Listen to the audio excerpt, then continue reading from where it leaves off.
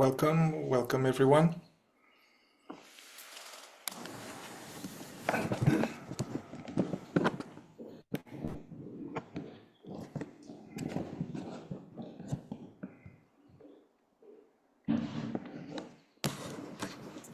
And for Randy, welcome Randy. For new people, just some brief explanations so stuff are not too weird. We start each meeting, actually it's fine to come 10 minutes earlier even on Zoom, and we are in silence. And as we enter the space here or the Zoom space, we are silent until 6, and from 6 we are staying in silence and practicing being present or self-remembering.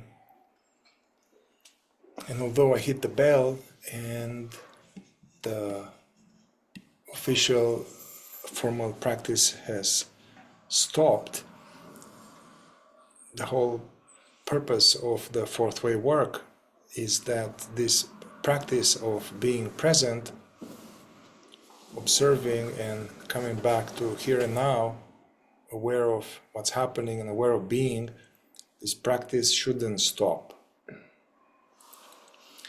And all the knowledge we are going to discuss, all the questions we are going to answer, exercises we engage with, they are designed to help us remind ourselves more often, more frequently, to engage in this, come back to being present, as well as to identify and troubleshoot certain aspects of ourselves, certain patterns, certain manifestations that are preventing us from that. It's all about being more conscious more frequently, longer, and in more depth, all the way to the point where we realize that we are this conscious presence which is hearing these words right now. And even then, we are still going to forget and get lost in thoughts or in reactivity or other phenomena, worrying about what other people think of us. But even then, we still need to remember ourselves and return, and because we fall asleep, we wake up, we fall asleep.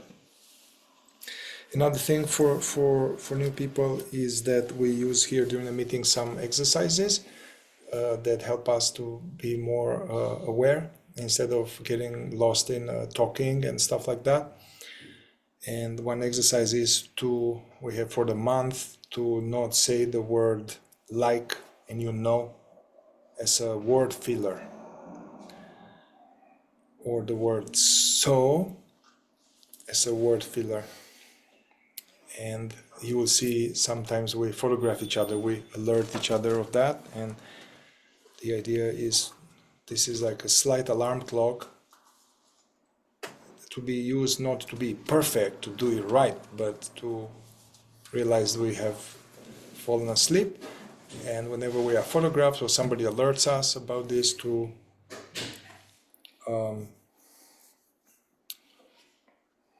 not fumble or apologize, but come back to this observing what's happening and maybe slow down our talk. Another exercise we have, which is more inward, one we've been working for a week and we want to extend it, the indoor practice. The indoor practice is applied to this meeting is when you are sitting here to let the body be as passive and as relaxed as possible while being alert, and perhaps observe micro movements or observe changing the position. That's fine, you can change the position, but notice how the moving center has this intelligence and it wants to be more comfortable. And so observing as the body is moving, as we go to the bathroom, as we open doors. And the form will be that we are going to bring a certain subject here. Peter and myself, we are going to explore the subject. Then we are going to go into questions about that subject. Then very likely we are going to take a short break. And then we're going to open the floor more broadly for observations about the work or questions. sharings.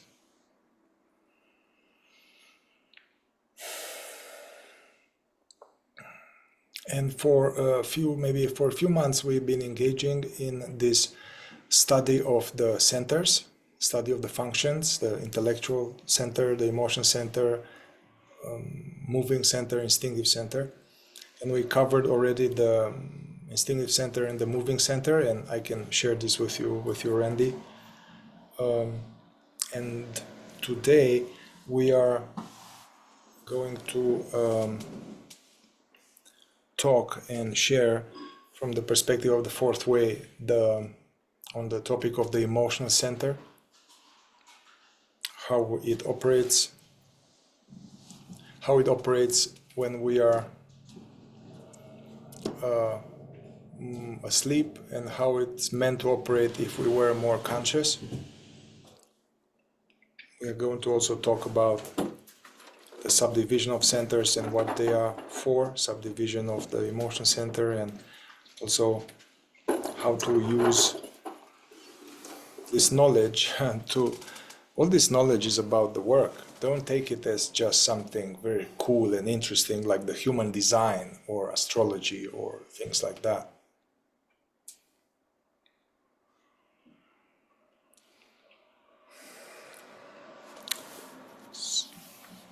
Would you like to share a little bit first, Peter?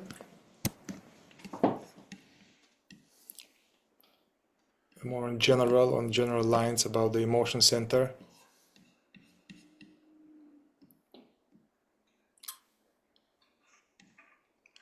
Oh, let's see. I don't hear you. Yes, now it's unmuted. Thank you. I was saying yes, I will on the emotional center, and then I was saying welcome to Randy. Yes, the emotional center.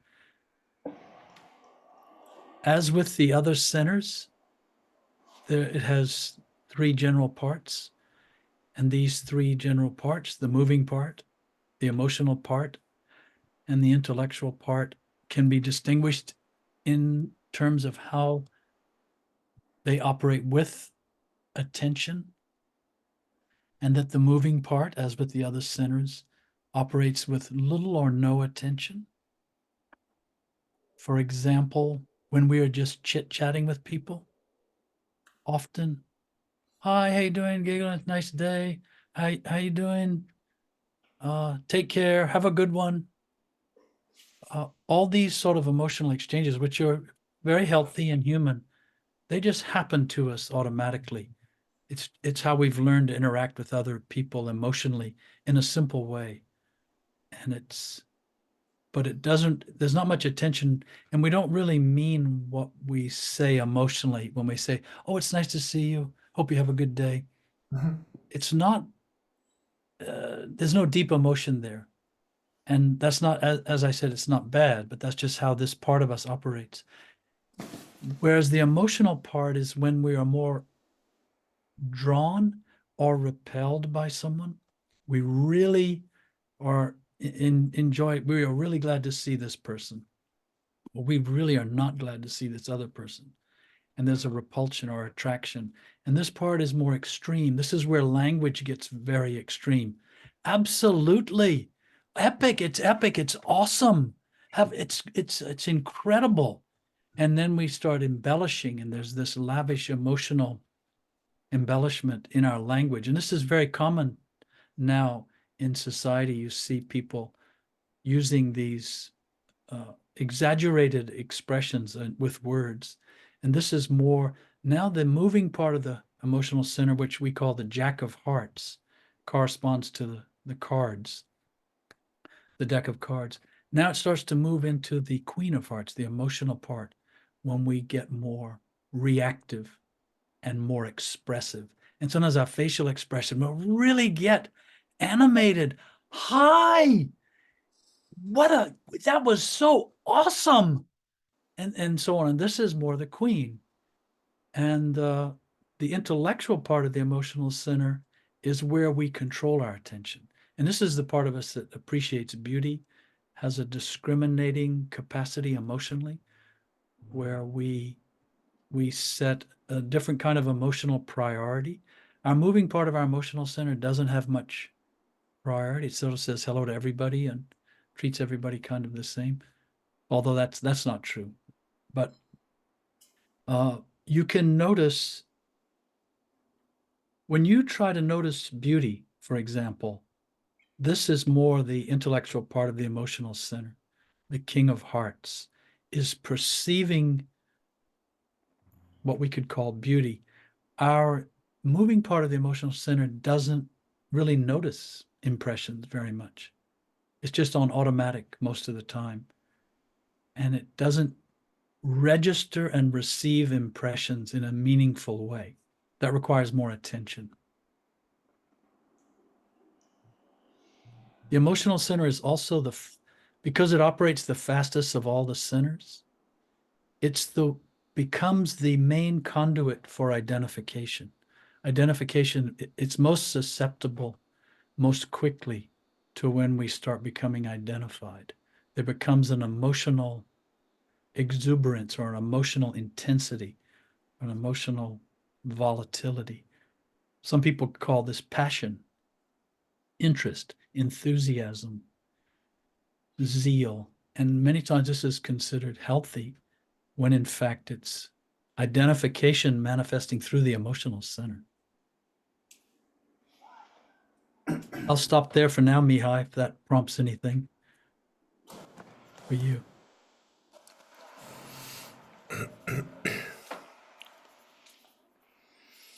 In the fourth way, the idea, the knowledge is that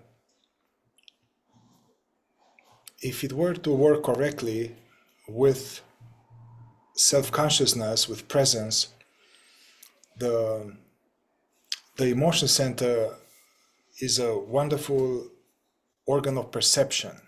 We are sensing, intuitively sensing with the heart.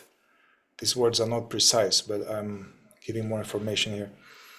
We are feeling, you are coming to a room where there was a family and they are quiet, but you are feeling that there's something in the room.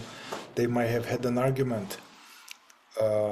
We don't know they had an argument, but we feel that energy in the room in terms of emotional quality. Or when emotion center works, how it's meant to be in relation to people, it's a organ of perception, sensing them, sensing their intentions, sensing if they are trustworthy, sensing if they are reliable, sensing if I can count on them, sensing if they are lying to me, they are playing me. Now, of course, we can have all kind of paranoia and imaginings around that, especially if we are more unconscious and we had bad experience with people, as we all of us have. But when the emotion center operates with more, and there's more presence online, then we have this more like a clean X-ray of something. However, as they said in the fourth way, we don't start with a clean machine. We're starting the work with this body-mind that has been working unconsciously for a long time, and there's a lot of wrong habits. Wrong habits meaning that habits that are happening mechanically, unconsciously, due to various influences, with lack of self-consciousness, where we practice for a long time all kind of ways of relating with ourselves or others or the world. Therefore, when we start working this, and for quite some time, we are dealing with the aftermath of this sleep affecting all our functions.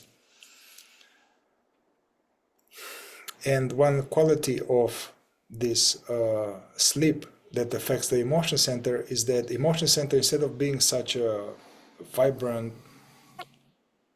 sensing people or being touched by beauty, appreciating colors, appreciating music,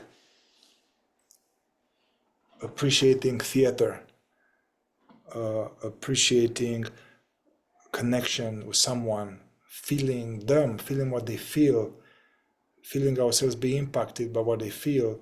But all of this while there's the master home, there's a sense of aware presence being there. So instead of having that, our emotion center is operating well below its capacity through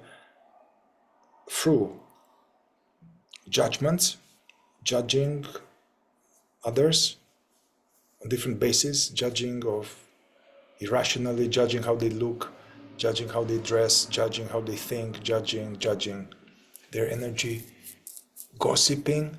Oh, this is juicy, you know, judging and gossip, it's juicy. There's this emotional juice.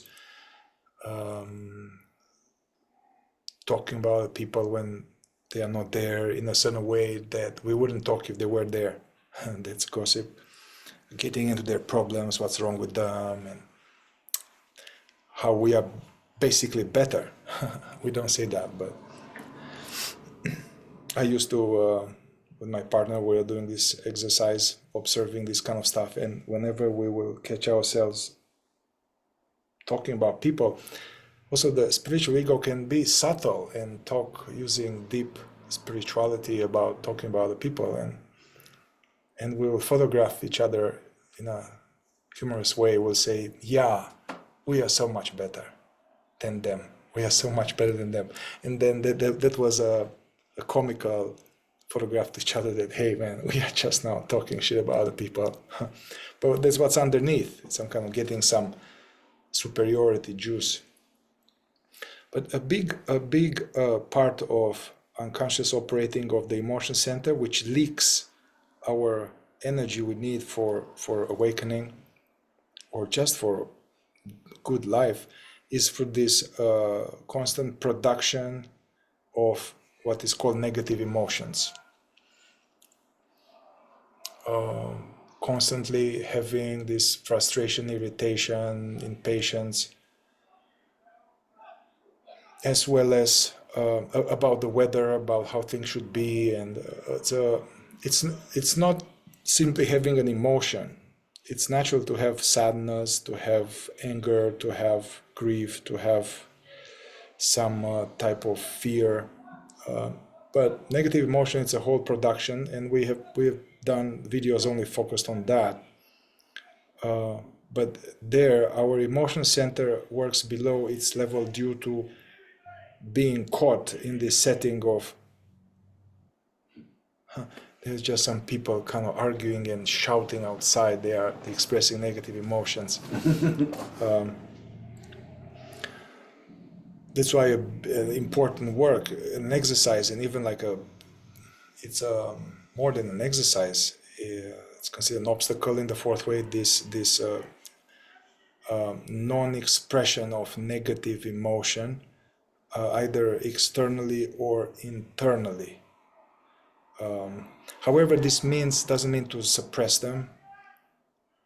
It means to simply close the gate of going out there, because it usually happens fast, automatically, and there is identification, meaning that identification means that instead of I being this perceiving presence, it's I am this feeling.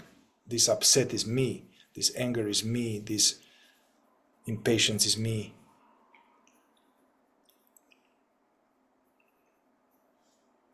And so it's not about not having emotion, but this is a part of a preliminary work to shut the gates of this expression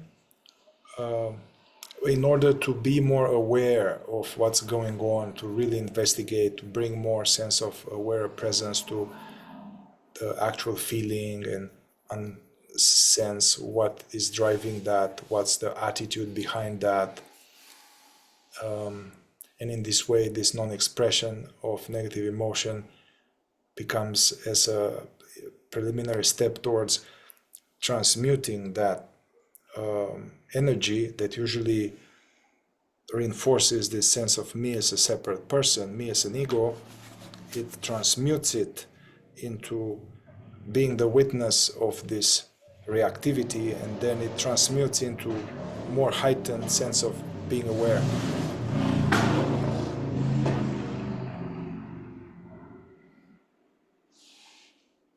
Also, negative emotions, the reason they get so much attention in the fourth way is that they are really the emotional center. They represent the emotional center spitting out impressions and perceptions of people. And it's a rejection, it's a negation, negative emotion, negate, deny, reject. And whereas the emotional center, as Mihai was saying in the beginning, it can be this organ for the digestion of perception. And that means receiving things coming into this organ, this emotional center, and being felt emotionally. What happens is usually things happen and they start to touch our emotional center. And often because they're also touching the instinctive center at the same time, there's a rejection, there's a pushback, there's no, I don't like that. There's a like, but that's what it says. I don't like that. I don't want that. I don't approve of that. No. And it's now what started as an instinctive irritation, impulse, or becomes an emotional attitude, an emotional feeling. And it's a feeling of rejection, negation, denial, as opposed to simply absorbing what is happening, even if it's unpleasant. If someone is, the people across the street, for instance, they're expressing negative emotions, instead of saying, oh, why are they, instead just seeing that, perceiving that, and feeling that emotionally. And it's interesting to, once you learn about the centers, consider if you take away the instinctive center and you take away the intellectual center and you take away the moving center and you try to realize what this emotional center is, it's elusive. It's quite sensitive. It's quite delicate in its operation, and it's easily supplanted. It's easily displaced. It's easily corrupted by the other centers. And this is why this area of not expressing negative emotions is considered valuable, important, because we're trying to enable this emotional organ to operate in a pure way. And this also relates to the old monastic traditions of purification, trying to purify this what can be a very refined center in us. Very often, the other centers stop the emotional center from doing what it could be doing as far as perceiving and understanding things, because they get in the way and they start doing their little things instinctively. Intellectually, we have attitudes, points of view, programming we've learned from our culture and our family and our church and our upbringing, our school, our peers. We very quickly approve and disapprove of things, and they don't even have a chance to reach the deeper layer of our emotional perceptivity. One more thing I will say, we used to say this, and it can be very helpful. The moving part of the emotional center, the Jack of Hearts, wants to be liked. There's a natural, it just wants to be liked. It wants to get along with everyone. It wants everything to be okay emotionally. And it doesn't want friction. It doesn't want discomfort emotionally. It doesn't want disagreement. It wants everything to be good emotionally. Let's get along. Let's not. The emotional part of the emotional center wants to be understood. It wants other people to understand it. And it takes offense when they don't. And it also wants to be approved of by others. And now we're getting more extreme. This is where demands come in. We have demands of other people and how they ought to treat us. And the emotional center can become very demonstrative and very demanding. And that's the emotional part at work. And the intellectual part of the emotional center wants to understand. It's not concerned about being liked. That's not its priority. It's not concerned about being understood. and being approved of. It's deeply interested in understanding. And it's this part of the emotional center that is so vital, that is very vital to our interest in this work. Because it's the center, and the intellectual part is the center and the part of the center that can most intuit the value of awakening or enlightenment or awareness. You could say it vibrates at a frequency very similar to awareness itself when it's operating correctly. It's sort of, you can think of it almost as the strings on a cello.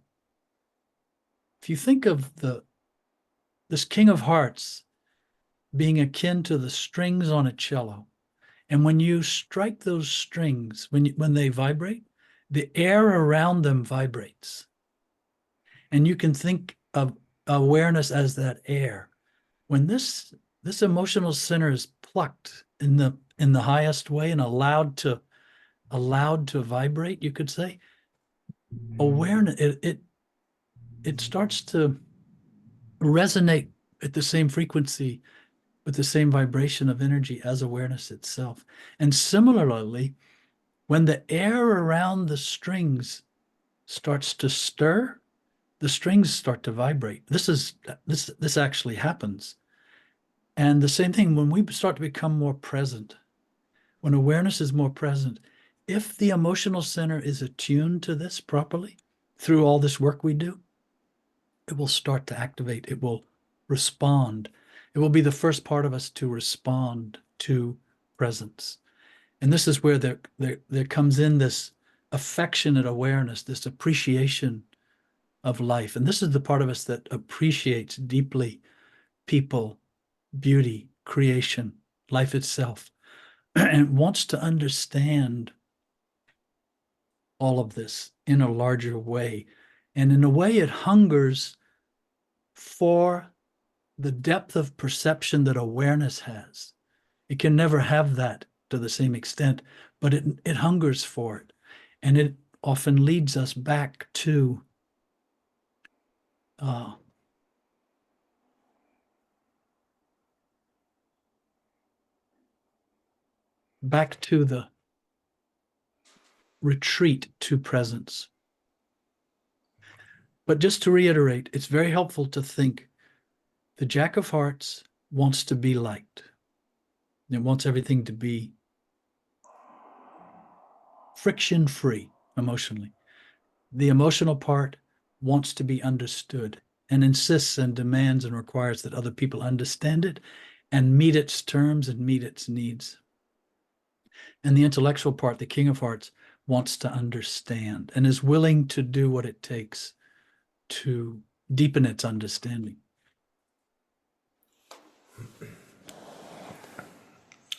A little bit more here,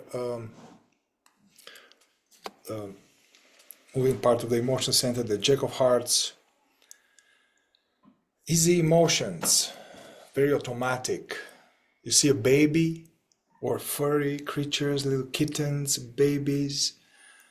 Oh my God, he's so cute. Its emotion comes right away. This is Jack of Hearts. Oh, oh. Yeah.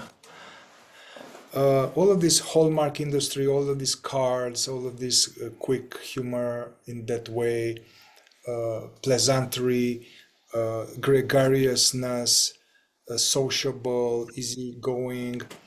Hey, Mihai. Hey, bro. Hey, dude. How you doing, man?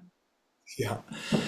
And it's the right function in some way. It's a social lubricant, and it helps relax the instinctive center to know that we are safe. There's this emotional lubricant. It's fun. Fun. The Jack of Hearts is fun and it's nice. It's healthy. It's fun. It wants to have fun. Also, group emotions, matches, sports, as well as bars, in a bar and all of that. You see, people are emotional, but it's this operating, that level of the emotional center operating. A person that is centered at the center of gravity in the Jack of Hearts, they tend to be easygoing and pleasant, and people like them, and they can strike conversation easily, makes people feel comfortable. The Queen of Hearts, now, all of that can be more intense. Everything's more intense, more volatile, dramatic. There's a problem, now we have a problem. The Queen of Hearts in Lewis Carroll's Alice in Wonderland, the Queen of Hearts, if you remember, she would sometimes love someone, appreciate them, and then the next moment would be like, off with their head. Like, change their mind, totally go the opposite thing. Either you love it or you hate it. Emotions, even stuff like religion or a sense of ethics or justice, can be co-opted by the Queen of Hearts, and it becomes zealousness or righteousness, or have to kill for God or for the religion, and fervor. Becomes very personal. What is called in the Don Miguel Ruiz the taking things personally. The Queen of Hearts take things personally when we are operating unconsciously. And the King of Hearts, as a Queen of Hearts centered person, will tend to be more intense in an emotional way, more dramatic, could be highly enjoying people, can enjoy people, and then actually any emotion centered person will be enjoying people, they liking people, because the emotion center is about relations. Yeah, these emotions are not in a vacuum, they are it's a relational. The Queen of Hearts centered person will be more dramatic, more intense, more and it can get actually being very upset all the time, or all the time some drama is happening, what we call drama. That will be something connected with the emotional parts of the emotion center. And the King of Hearts, a person who is centered there, that's more like the more noble emotions. Although in sleep, all of this, none of them is better than the other. They are equally asleep. We are just describing here a different range that our emotion center has. We all have these things, and none of it is wrong. But more noble emotions, they are more about art, about beauty, about ethics, about what is right, about helping others, about so this would be the emotional. The King of Hearts centered person will be automatically more noble in their dealing with others, and interested in religion, theater, classical music.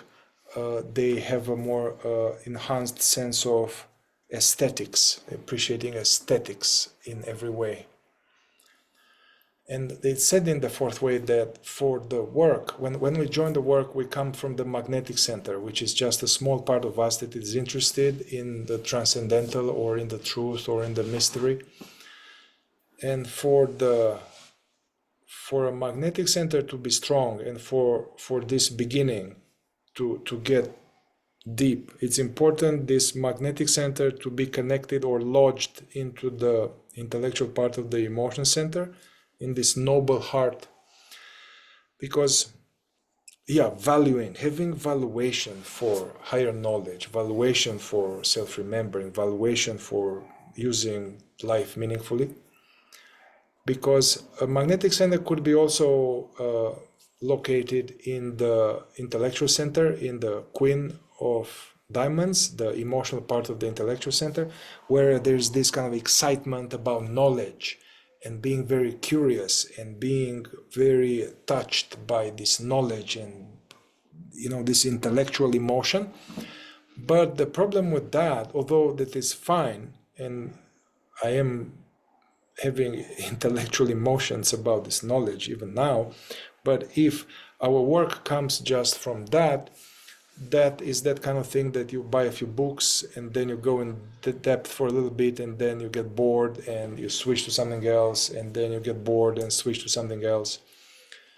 That's why it's important to have this sense of valuation of the King of Hearts. Another thing you can see is that the Jack of Hearts, the moving part of the emotional center, will, in relation to other people, it will, if something happens emotionally that's difficult, the moving part of the emotional center will perhaps start to feel a little sorry for itself. The emotional part will blame other people. It will start to accuse and criticize and blame. And the intellectual part will be the part that is most commonly associated with the idea of forgiveness. It's willing, because it goes back to wanting to understand. It understands, yes, you were upset. You said that to me. I know it was a difficult moment. You called me a jerk or whatever, but I understand. That's the King of Hearts. I understand. I've done that too. I get it. And it's okay. We can still be friends. Whereas for the Queen of Hearts, you know the expression, not there's the expression, I'll forgive you, but I'll never forget. This queen, it holds on forever. And what will happen is you'll say to someone, everything's fine, that's okay.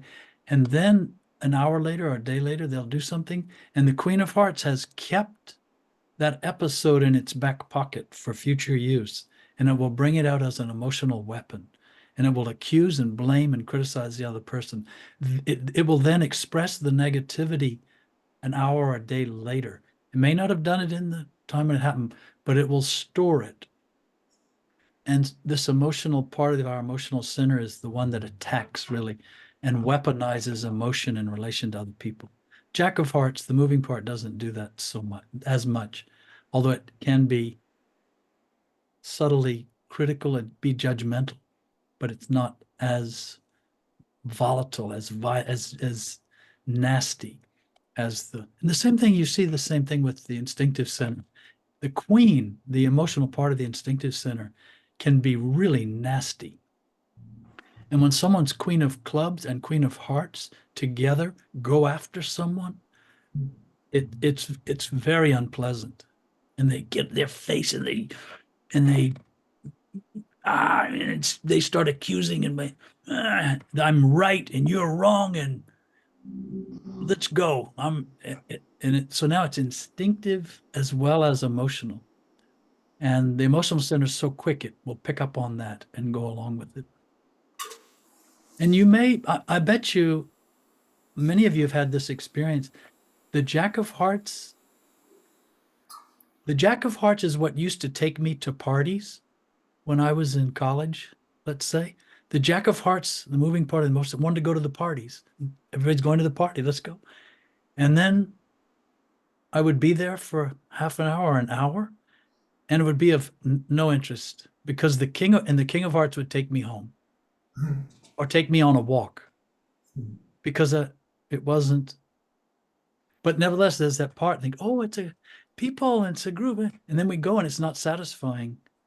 Often, we want more. We want more depth. We want more interest. We want more intimacy.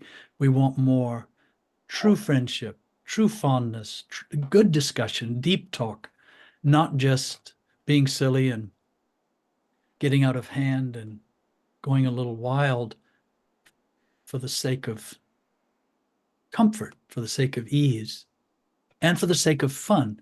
But it's right for the Jack of Hearts, for example, to want to have fun. It's fun to have fun.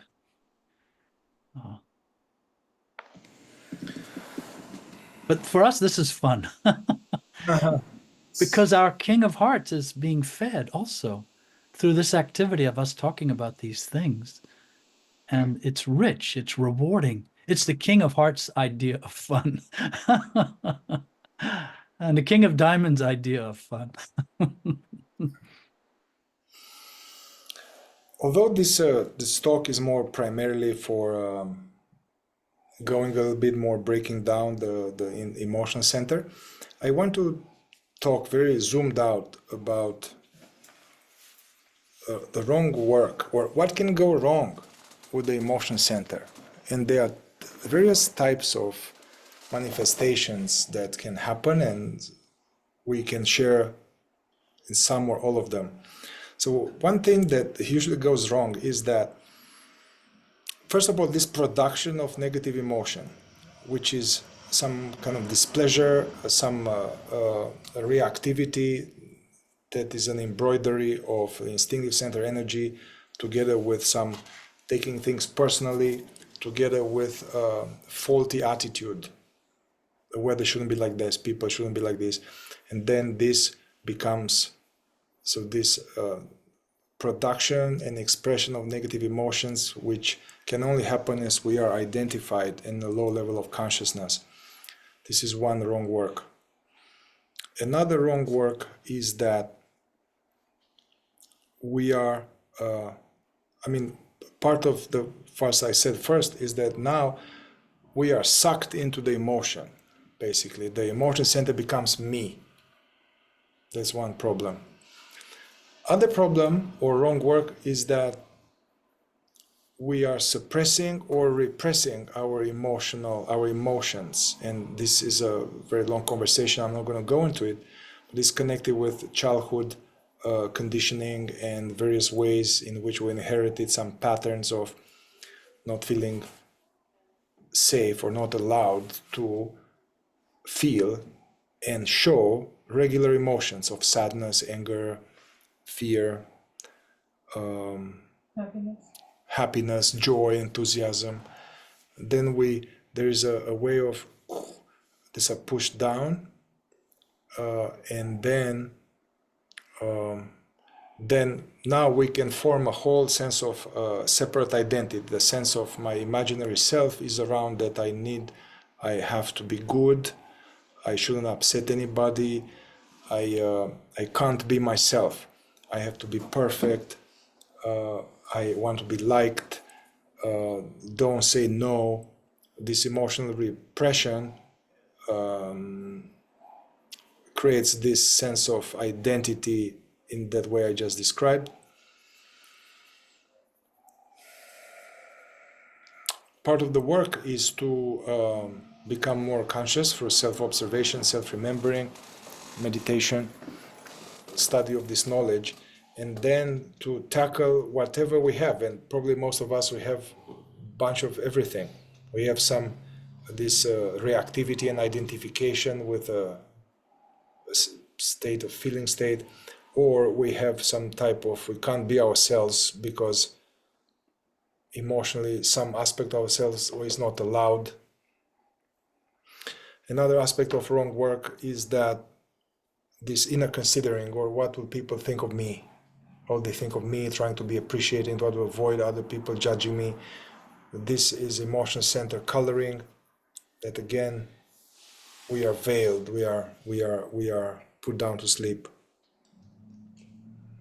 Another aspect of wrong work, or part of the state of it's more than the wrong work of the emotion center, it's the state of consciousness where there is we are afraid of our emotions. We are afraid to feel anger, or we are afraid to feel something, to feel there's some state, unpleasant state, some existential something. There's some emotion, and there is this fear of that thing. Therefore, that manifests as resistance. Resistance, not allowing that, which in itself is going to generate a lot of other patterns of not being ourselves, or soothing into substances or activities, so it creates addiction. I think we can stop here with our presentation and open it for questions. I would Yeah. like to add one thing, Mihai, which is another distinction that came to me, is that the jack of hearts in us, the moving part of the emotional center, is, in terms of emotion, can be gullible. We're susceptible emotionally to other people, and we can be easily gullible and preyed upon emotionally. because this Jack of Hearts, it doesn't require a lot of tension. It's simple, more simple emotion, and it is it doesn't have discrimination. It lacks discrimination. And this is why it will enjoy everyone and not at first. So everybody's okay, everybody's fine. And the Queen of Hearts is the part of us that is suspicious of others, mistrustful, wary, can be paranoid. And this, you see, it's more extreme now. And because this organ in us is very perceptive, it can become perceptive in an extreme negative way. Suspicious. What did they think? Why did they say that? Why are they looking at me that way? Oh, this is where the world of conspiracy theories gets a lot of juice from this part of us, the Queen of Hearts. And the intellectual part is more where you might say would exude confidence, not braggadocious, I'm confident I can do anything, but an emotional, confident strength of being. When the King of Hearts in us is strong, mature, strengthened, it is akin to sort of a column of confidence in us, in the four sinners. And in many ways, it has something about it, a mass about it, its emotional being that is different than the intellectual center, which is just knowing things, knowing about things. And it's not physical strength as in the instinctive center. It's a characteristic of essence that can become stronger, because these centers are essence, physical essence, as well as our personality takes shape in and around these centers. But their framework, you could say, their context is essence. The content, the things they get filled with, that's all personality. But it's true for all centers. And the emotional center, we have personality manifest through the emotional center, but it's also essence. And you feel this in the King, the confidence. And isn't it interesting? Sometimes you can feel confident emotionally, and then in Our Lady, you don't. You feel gullible, or you feel suspicious and paranoid. Why? Because you have gone into another part of that center, and you don't realize it. But there you are. You are now, that part of that center is at the forefront, operating, manifesting most of the eyes, and we can in the morning feel confident, in the middle of the day feel gullible, and in the evening feel suspicious and paranoid, because we're fluctuating all the time, moving through. And this is just one center. Meanwhile, all the other centers are operating in collusion with this center too. Thank you, Mihai. Yeah. And I wanted to acknowledge or notice for us here in this room, because I turn off the air conditioning to have less noise, and so we can notice it's hot. And that's the emotional part of the instinctive center. It's hot, but it can easily get now unpleasant emotionally, and often in a low state of consciousness, the instinctive center, the emotional center get linked together. When we're hungry, then we are irritable, or when we are sleepy, we are irritable. There's even in regular language this being hangry. Let's take a 5-minute break, and I will turn on the air conditioning and remember the indoor exercise, being present to moving and all right.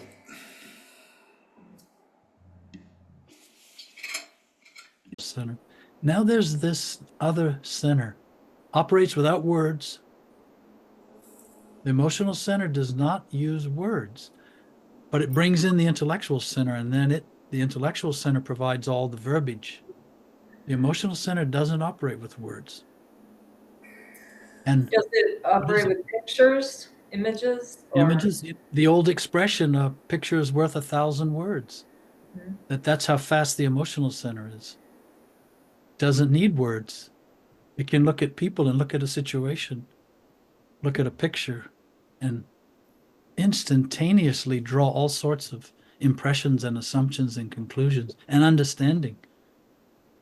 Whereas it would take paragraphs and pages for the intellectual center to gather all that information and parse it and organize it. And that's why emotionally centered people often get very frustrated with intellectually centered people, and vice versa. I was gonna say. Yeah. I remember once sitting with a person who's centered in the emotional part of the emotional center, and she was talking to me and talking to me and talking to me.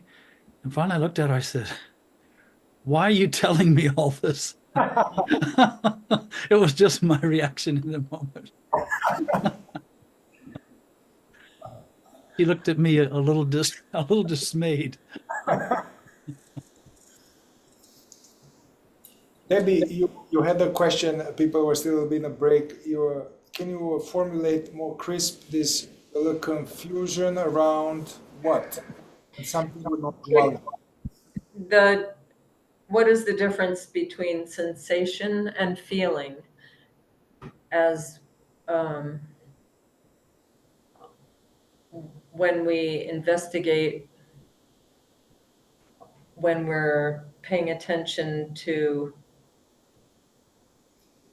the objects of experience, we are just Yeah.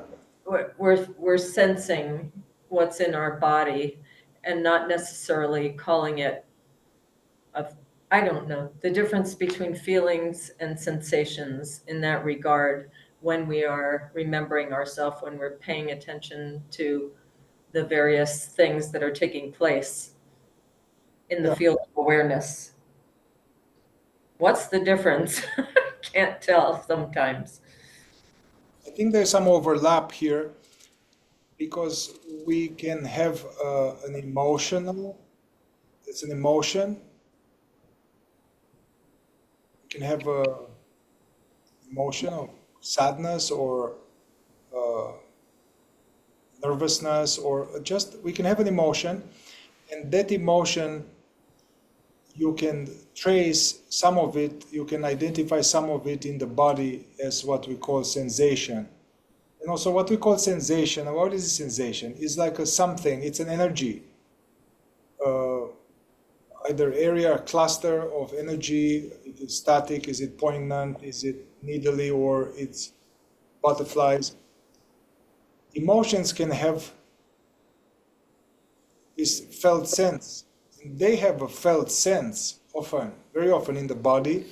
And that's why when I work with people to help them get more clear what's the thought and what's the emotional state they are struggling with, I have them, hey, close your eyes, take a deep breath, get more present. And so you are telling me all this story.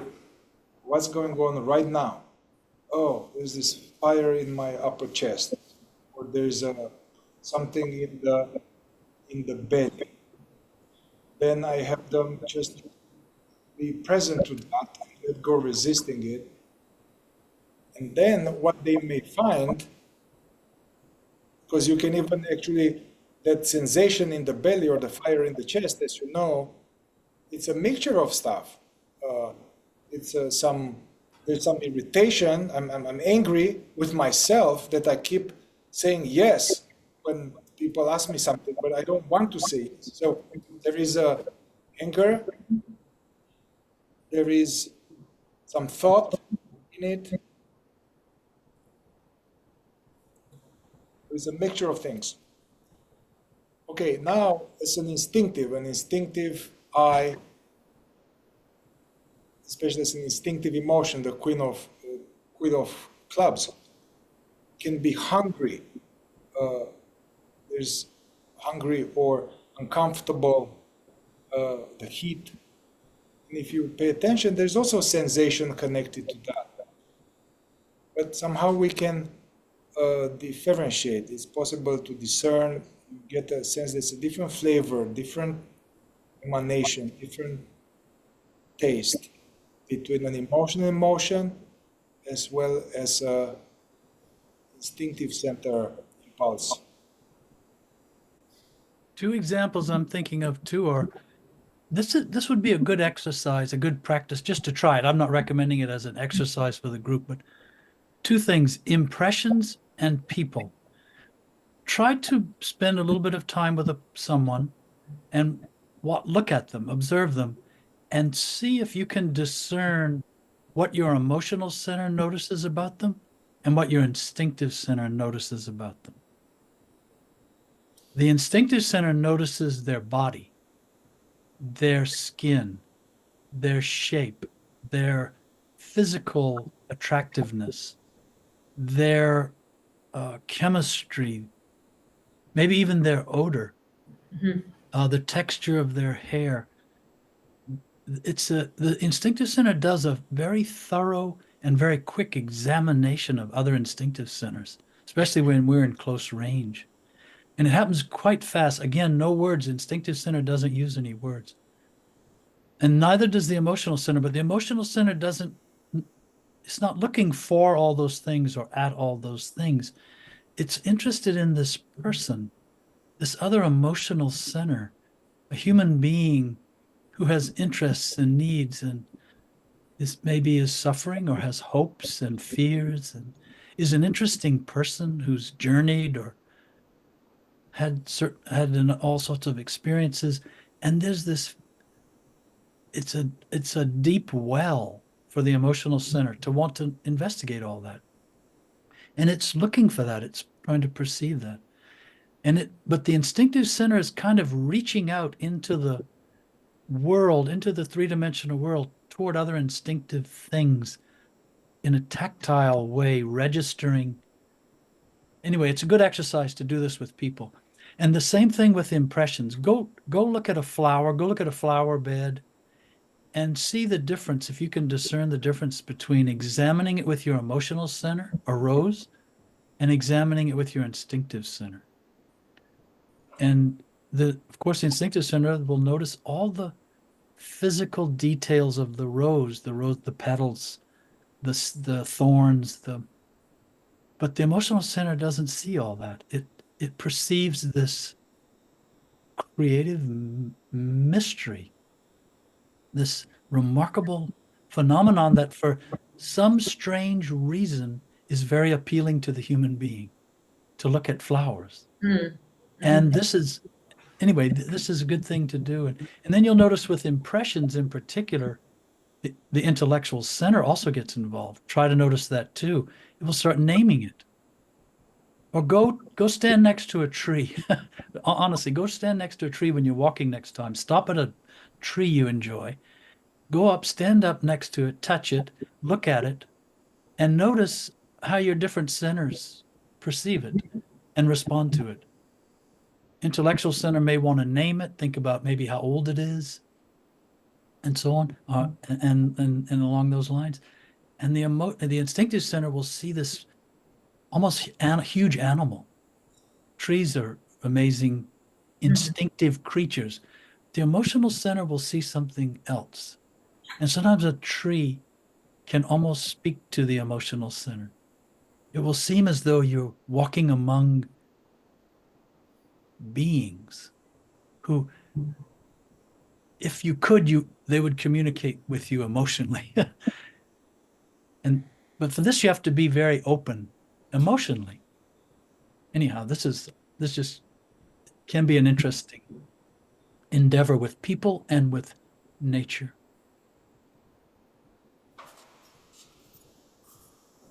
Yeah, because I was noticing when doing, I was speaking with you about this, Peter, earlier. When I was walking in nature, which I often do, and I often look for the beauty in nature, and I often find it. And I was noticing, paying more attention to that process. I was noticing that I have sensations when I encounter beautiful things in my field of awareness. And but it can also be sensation. It can be in my solar plexus. It can also radiate throughout my body. It can go up my spine. It can do different things. But there's a definite visceral reaction to beauty and I was wondering if that was mostly emotional or if it was more instinctive or just maybe both. And then as you said, the labeling, the intellectual center in me wants to come in and say, beautiful tree or beautiful flower. It's always wanting to label, I notice. That's it. And what's interesting too is all of this is happening by means of awareness, but none of it is pure awareness. We're pointing these things out. Mihai wanted to put emphasis tonight on the fact that we're really introducing all this knowledge not for its own sake, but for the purposes of trying to be more awake, more conscious, more aware. And the more we can see this, when we go and stand in front of a tree or look at a person and we're trying to be conscious as we can while that's going on, we will see these centers responding as they are designed to do. We'll see them in operation. And normally we don't notice them. They're happening all at the same time. And it's fast and we don't know how to discriminate between them. It all feels as though it's one thing and it's me. And then the more present you become, the more you will start to see all these centers operating on their own, but in tandem. Sometimes with right work and sometimes with wrong work. And then you begin to see this apparatus at work.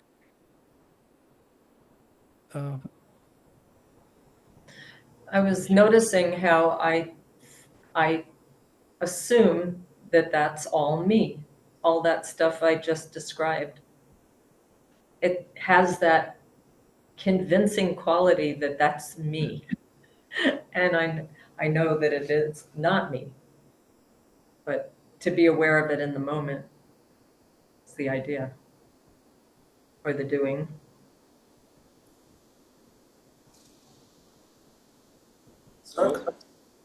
Kirk had something, and now we do Jake afterwards. I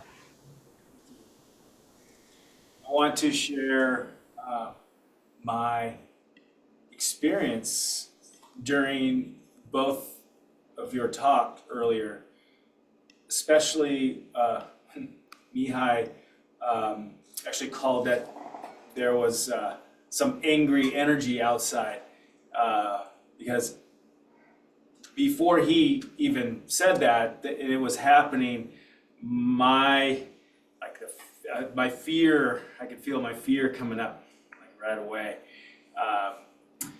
And then I noticed that. Oh, I'm afraid of that. And then I went right to, I believe, trying to fix that situation. Maybe I went to this, well, I can perhaps extend my love beyond this room to whoever is out there in their negative emotion right now. But it was to fix.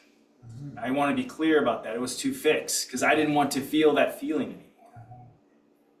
A feeling of being afraid. As opposed to perhaps you two could expand upon or correct me, rather than just allowing it to be and just allowing it to be. Actually, really, that I wasn't capable of allowing it to be. And then one other thing too. So we were having an intentional walk for those 5 minutes, break, went to the bathroom, and so being intentional in that, I noticed the succulent on the toilet and just really kind of brought my attention to this living thing that's there.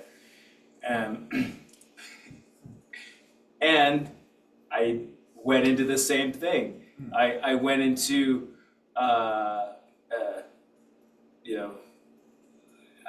perhaps having a conversation with this other being, perhaps not.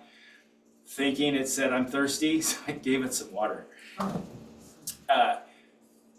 And so, you know, my question is that just the little I in me, you know, trying to make things safe, or I'm not quite sure. Being uneven with my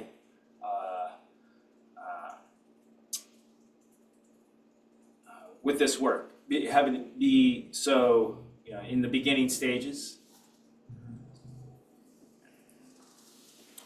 Flowers were talking to you too last time. Yeah. What is the most important in what you said is that there was this consciousnessing of the people yelling, something in you was aware, then something noticed, your being noticed the succulent, and then also you noticed there was noticing of sending them love, and there was a noticing that there was this agenda, you know, sending them love, but so that it's less uncomfortable. Also, by the way, that emotion when people are shouting and yelling and fighting, that's more of an instinctive center. It's unsafe, especially now it links to if our parents were yelling or our parents were shouting at us or blowing out, then that energy there is, because as a kid we're shocked and it's shocking, and so there's some kind of mixture of emotional instinctive energy.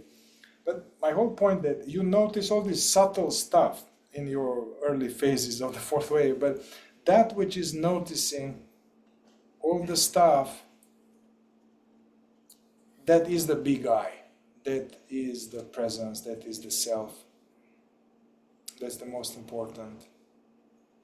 And all the other ones are some impulses. And tying to who talked before, you said, Debbie, you said, yeah, and the problem is that I believe it's me, but it's not me.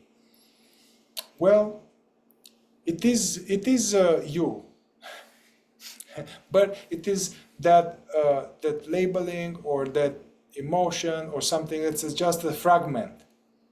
Yeah, it's just a small I, and you are that, but you are much more, and you are much more like the unchanging part, because when that thought goes away, the big I doesn't go away.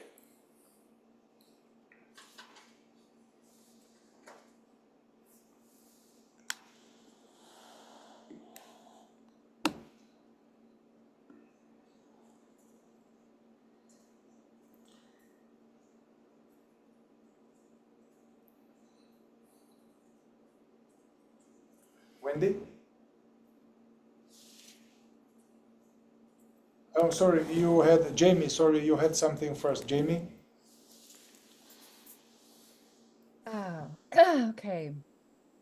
So tell me about this, or yeah, about this or anything about your work or anything. We can open it. Yeah, no, this is actually spot on. I was just curious. The instinctive center and the emotional center it's very hairy for me. I feel like there's a lot of charge here for me, and I think I'm curious. I don't think I still quite understand when you say that we want to eventually, be the awareness and to be able to see all of the different centers playing out. Because I feel maybe right now where I'm at, I feel very hot in the instinctive and emotional centers. And I can give an example.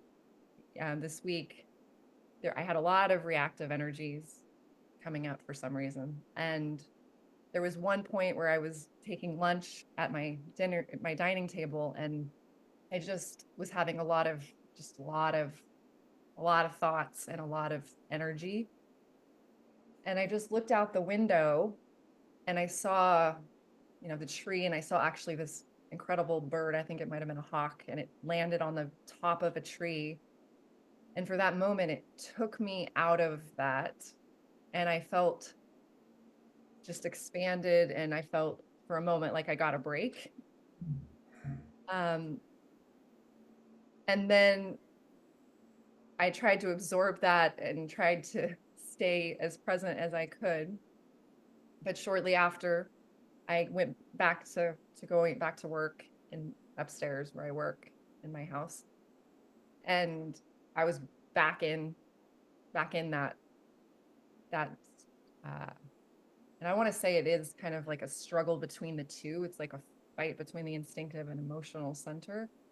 And I'm just curious, should I be studying the different types of centers so I understand more how to balance them all out?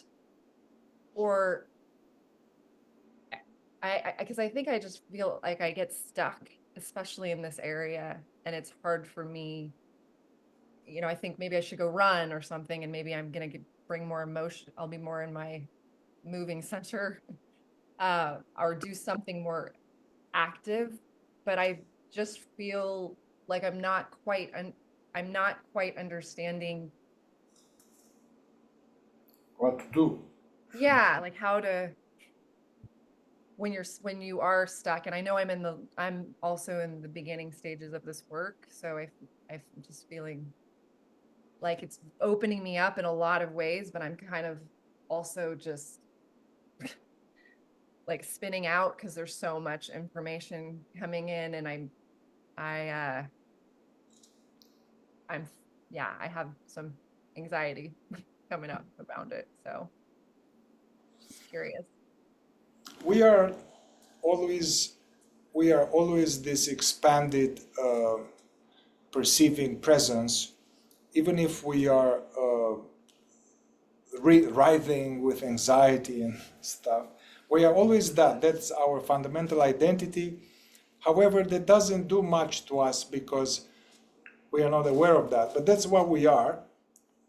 And that, however, in our normal state, that is in a setting of losing itself and being identified with strong energies or just random thoughts, but especially there are strong energies, emotional stuff, conflicts, emotional anxiety, fear of anxiety.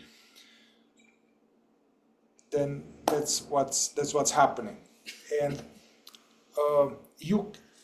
it's not about studying very clearly. It's not about that. You said because you are very intelligent and educated, I can give you a bunch of books, and then I can tell you a bunch of stuff, and you can study. You can even take a PhD in the emotional center, the instinctive center, the difference between the dumb and the moving center. But that is not going to help by itself. What is required to, whether you are feeling good or bad, but especially when you are feeling good, bad, is to engage this, observing that. Somehow you are present to this anxiety, you are present to it, and not expect it to go away right away. Not expect it to go away because it's another I that doesn't want to feel that. Just to engage this self-observation, observing this, like observe a tree, but observe this energy reactivity. So this engaging often in observing. Therefore, there's a slight distancing. You get a little less identified, and you distance yourself. You are less in the washing machine. There's still washing machine. There's a lot of washing machine, but you are a little more distanced from it. But then to have some time where you only do that, you go for a walk in nature where you, for 10-15 minutes, you are not thinking about problems. You are having this walking presence meditation. Going for a run also, it's good. It will dispel, it's what people in prison, they do that. They keep themselves safe, going for a run, doing some physical exercise to kind of balance a little bit, but not rely on physical exercise to change your emotional state, but that can help. Peter? I thought it was interesting, Jamie, you said you looked out the window and you saw the hawk. And this became very interesting for you. And I've had this experience, I'm sure we all have. What happened was, and Mihai touched on this just a moment ago, what happened is when you saw the hawk, suddenly there was all this distance between you and this hawk, and there was the awareness of it, and you knew it was not you. It was another form of creation, and you were more present in that moment from the description you gave. And what's happening most of the time for us is when all of this is, when the hawks are flying inside of us, in our head, in the form of thoughts and worries and anxieties and expectations and fears, and all this, and all that washing machine, there's no distance, as Mihai's saying. We don't experience the distance between this observation of it, this awareness of it, and the thing itself, the feeling, the sensation, the thought. We are glued. This is what identification is. We are glued to it, and we can't shake it. And then the more we are identified with it, the more it reverberates through our whole body, through all the centers, and it creates this electricity and this, it leaves a residue it can leave a residue for a long time. And this is why we go running sometimes, to get rid of that residue. It doesn't ever solve what caused the thing to happen in the first place, but at least it eliminates some of that residue over time. However, what we're trying to do is know these centers, understand these centers well enough to see when the eyes are coming. And we say I, but an emotional I does not say I, it's a feeling. In the instinctive center, it's a sensation. When these eyes are circulating in us, for us to be able to look at them the way we look at the hawk, and just let it sit there on the tree until it flies away. And it's very interesting. And with the hawk, we almost want it to stay on the tree. We don't want it to fly away. But if we're having an anxious emotion or sensation or fear, we want it to fly away. We want to get rid of it. And instead, if we can just be there and look at it for a little while longer and remember ourselves in relation to it a little while longer, without attachment, as much as we can. It's a long habit. We have been identified for a long time until we learn about this. It's a strong habit in us, strong proclivity, not easily undone just because you hear about it. But look at it's not easy to look at an emotion the way you look at a hawk, but it can be done. Over time, it can be done. Well, that gives me hope, because I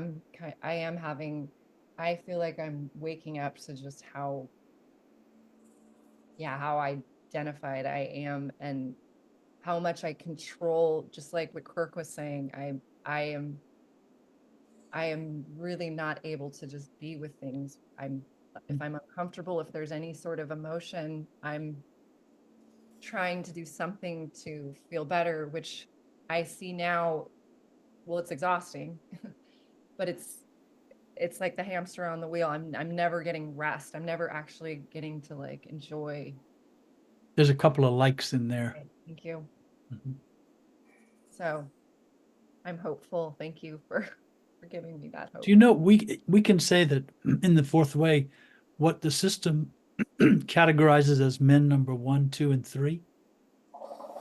These are people who don't know about awakening, don't know about asleep, don't know about enlightenment, aren't interested, completely immersed in all their eyes all the time, except for very rare occasions when something pops out of that. And in the system, a man number 4, a woman number 4 is someone who's beginning to see that they are asleep. Now there's this observer in the mind seeing all of this that we're talking about. Before, it was not in focus enough. It was there, as Mihai was saying, but it wasn't in focus. Now it's starting to come into focus, but it's not in focus sharply enough, clearly enough to remain in focus and recognize itself. and then you could say focus itself. It can't do that. It is similar to a weak muscle, and seeing all this and feeling, oh well, I'm new to this work, and I'm having concerns, and it's natural, it's normal, and it's healthy. It's good.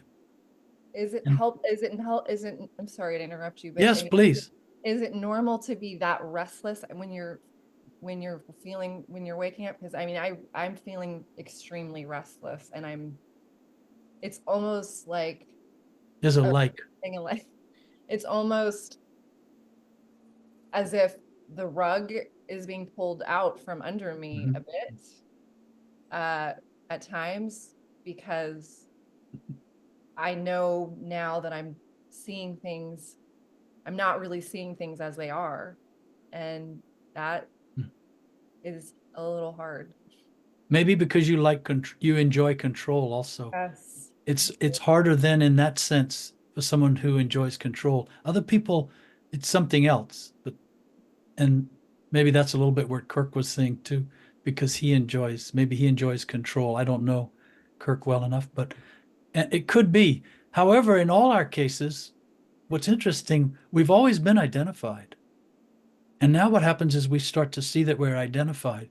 And then guess what we do? We get identified with the fact that we're seeing that we're identified. And we have to then navigate that and try not to be identified with the fact that we have been identified. That's self-remembering in that moment, to not fall right back into the very same trap that we just got ourselves out of. And by virtue of self-observation, we were starting to get out. But then instead of resorting to self-remembering, to presence, we fell back in again. We identified again. Now we're back in the identification. This is normal. This is how it works. And then eventually you start getting tired of that. You grow weary of that. And then something else can come into play because you don't want to go there anymore. And you can't help it. And this is why Gurdjieff said you will be, what was the word, Mihai? Horrified. Horrified, yes. And this is the right work of the King of Hearts, of the intellectual part of the emotional center, to realize this truth about ourselves. It's a good thing. It's a positive thing. And it's also why it is very nice to have each other. We can talk to each other about this. We're all in the same situation. We all go through these same things. So two things I have more for you, Jamie. One, it's hard to be present to powerful energies if we are not doing our own consciousness fitness in more calm energies. And often we forget about the work when we feel neutral or good, and then we remember about the work when we feel bad, but then it's hard to do it because our muscle is weak. Therefore, all of this walking meditation, or just all of these exercises we are recommended. And also for a busy woman with kids and job and all that, having these mini breaks. You can set up some alarm or some bell on your phone that every 30 minutes or so it rings a bell, and try to just stop when you are alone. Try to stop and stop what you're doing and look around, just looking. Be aware of your breath, be aware of sounds. You refocus into the present and take short breaks like that. It is important. You have a little taste of you. So the thing that happened accidentally with the hawk, what happened is that all of that stopped because it was beautiful and unusual. Stopped. But you can't wait for the nature to kind of wake you up. That's why you have these alarm clocks to stop yourself and have just 20 seconds often. This is one thing. Second thing is that although all of this that we are talking now applies about emotion, sensation, you know now, Jamie, what is behind that anxiety and fear. You know, we've done a session, and for many of you, I know it's not just some anxiety and watch it. And underneath that anxiety, there's a bunch of stuff, powerful stuff. I have to be good. I have to be perfect. Something bad is going to happen. I can't be myself. So these strong charged energies, they may need some specialized work, and then it's going to loosen up a little bit, that it's less sticky. It will still come, but it will be less charged, and then you can witness and be present to it. But when it is very intense, it stems from some subconscious stuff. You may need to do what you're doing, and we already talked about it. I wanted to add something about exercise, more than walking, like running.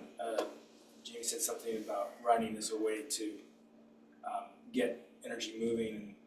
I bicycle, that's kind of my main mode for getting these energies out. But I realized today that even on my bike ride, and I was on a road that was very safe, so maybe this was part of it, that I got to a point on the road where I woke up. I'm like, really felt like I had woken up. Like, where the hell was I the last few minutes? And I have a sense that it possibly was some negative emotion that was just stirring. So there were points along this road, which is a hill back, that I don't remember. But then there are points on the road that I absolutely remember. And so I just found that interesting, but wanting to say that even with exercise, I'm still falling asleep. But waking up at the same time Yeah. for a moment. This is what you're saying. It's very important observation. You notice, and we all have this. It's important to detect this, how the difference is between that state and then you woke up. And it was not with angels and stuff, very likely. It was a slight shift. And we can wake up from negative emotion. We can wake up from just plain distractedness. Doesn't just being not there. It doesn't have to. We can wake up from from a lower state of consciousness. And so what's important is when you're waking up as a result of previous effort. You've been doing effort. You're trying to apply this. Then it kind of comes back more online. And when you're there, try to stay there as long as you can. Try to stay there by engaging senses and observing and all of that. What you describe is more frequency now. And this 20, Mihai mentioned earlier, 20 seconds. Even 20 seconds, this is important. Sometimes that's all we can manage, 20 seconds. Isn't that astonishing? We can't remain present for several minutes. And try to value these 20 seconds. And with the knowledge that you will fall back asleep. And yes, it seems as though it's nothing, 20 seconds, but it's everything. I'd like to share something. Yes, and can I go to Wendy first because she had her hands up, and I'll come to you. Wendy? It's actually kind of the perfect segue because I've been doing this exercise with the bell going off every 30 minutes and I was going to ask a question about it. I actually have been finding it extraordinarily challenging to stop what I'm doing and try to come into like that friction breaks up my flow, and it's been very challenging. But what my question is about Peter has mentioned it a couple times, and it's about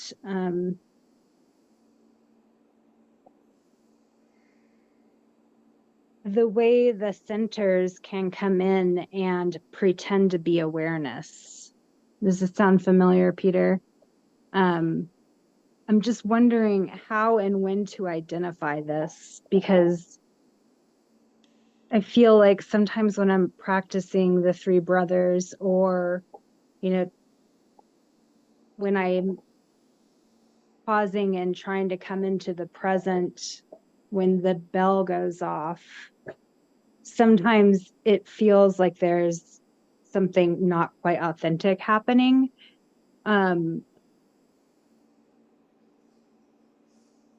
That's my question. I don't know if it was clear enough.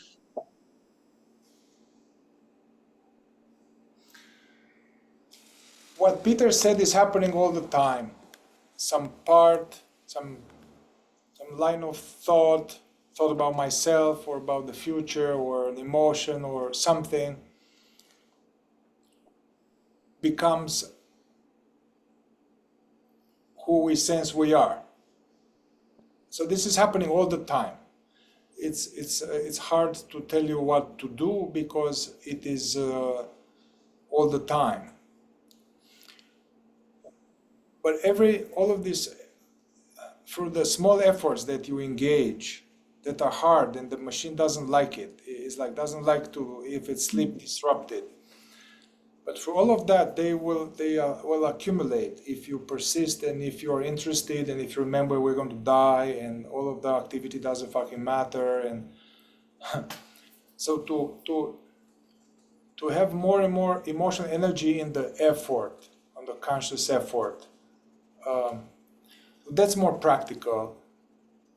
And with this interruption, to really even to bring more intentionality to your exercise, even when you set it up in the morning with the 30 minutes, when you put that timer, to get a little serious about it and really be firm and think about why are you doing that. Somehow bring more of a whole of yourself to that setting, that aim. And be like, I know that, I mean, you don't have to say all that, but I never done it. But like, I know that I'm not gonna like this interruption, but I really vow I'll do the very best I can to bring the work into my busy life.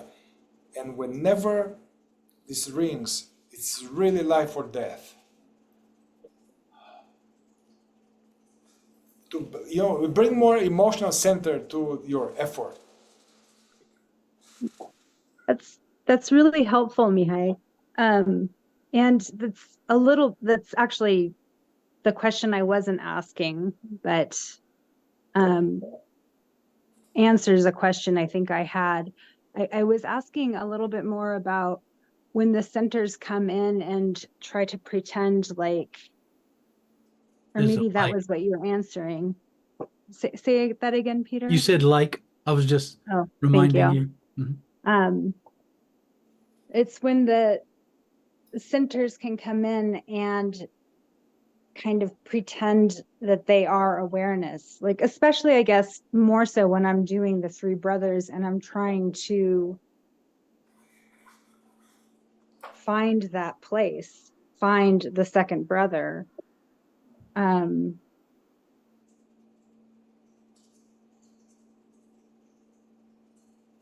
Yeah, I'm not doing a very good job of describing it. It's okay. I follow you completely. I know you're doing a very good job. The second brother is tricky because the aware presence is invisible, and cannot perceive itself in the same way we perceive a knot in the stomach or a color. And it's a stage that happens a lot, that we are trying to catch awareness, but that the mind is trying to catch awareness, but it's not possible. However, we are this awareness, and there's some sense of, yeah, anything you are aware of, it implies there's this being, this perceiving.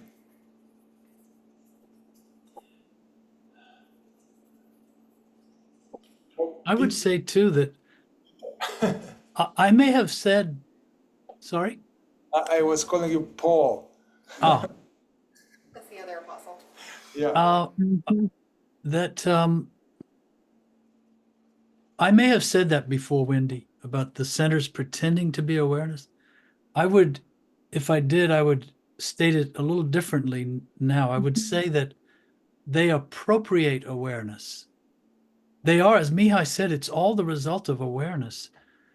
The centers can't operate without awareness. Awareness is aware, and then what's usually happening is these centers are then just reacting mechanically, automatically, and then taking on a life of their own. It's not that they're pretending to be awareness. They take on a life of their own, a feeling of identity, and the reason they do that is because awareness is identified with them.